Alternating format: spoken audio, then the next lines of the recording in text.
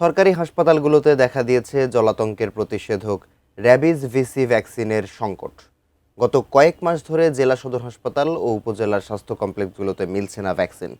ফলে কুকুর, বিড়াল ও বাদুড়ের কামড় কিংবা আঁচড়ে আহত রোগীরা পড়ছেন মারাত্মক স্বাস্থ্য ঝুঁকিতে।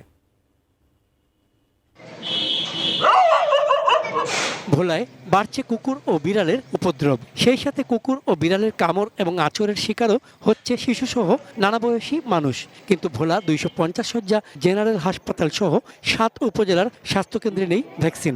ফার্মেসিগুলোতেও রেবিস ভিসি ভ্যাকসিন সচরাচর মেলে না। ফলে আক্রান্তদের মাঝে দেখা দিয়েছে জলাতঙ্কের ভয়। চেম্বার থেকে বেরোয় গেছে, বেরোয় যাওয়ার সময় বলতেছে যে আপনারা এখানে ভ্যাকসিন নাই, আপনারা করেন, ওই টাকা দিয়ে কিনে নিয়ে আসেন। একটা হাসপাতালে যে ভ্যাকসিন থাকবে না, এই ন্যূনতম সুযোগ সুবিধাটুকু পাবে না, তাহলে এই হাসপাতাল রাখার মানে কি? জেলার শীর্ষ স্বাস্থ্য কর্মকর্তা স্বীকার করছেন, গত 2 মাস ধরে সরবরাহ নেই জলাতঙ্ক প্রতিরোধক ভ্যাকসিনের। এখন ভ্যাকসিনটা ক্রাইসিস আছে, আমাদের হসপিটালে ক্রাইসিস আছে এবং শুনতে পারলাম যে বাহিরেও এই ভ্যাকসিনের ক্রাইসিস আছে।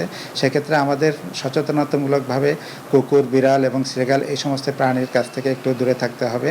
পাহাড়ি জেলা খাগড়াছড়ির সরকারি হাসপাতালগুলোতে প্রতিদিনই বাড়ছে কুকুর, বিড়াল কিংবা শিয়ালের কামড় এবং আঁচড়ে আহত রোগীর ভিড়। এখানেও গত 2 মাস ধরে নেই রেবিস ভিসি ভ্যাকসিন। নিরুপায় হয়ে রোগীদের অনেকেই ছুটতে হয় বেসরকারি ফার্মেসি কিংবা ভ্যাকসিন সেন্টারগুলোতে। সরকারিভাবে বিনামূল্যের এই ভ্যাকসিন তাদের কিনতে হচ্ছে কয়েক গুণ টাকায়। হাসপাতালে গিয়েছিলাম, ওখানে ভ্যাকসিন নাই, এখন এটা কিনে আমাকে দিতে হচ্ছে। জলাতঙ্ক একটি ভাইরাসজনিত মারাত্মক রোগ, যার পরিণতি মৃত্যু।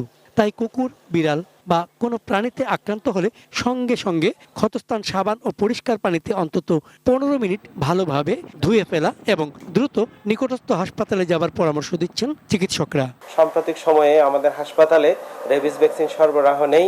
আমরা রেবিস ভ্যাকসিন জোগাড় করার জন্য জেলা পরিষদ মাননীয় চেয়ারম্যান বরাবর আমরা অবহিত করেছি। আশা করছি আমরা ওখান থেকে ভ্যাকসিন পাবো।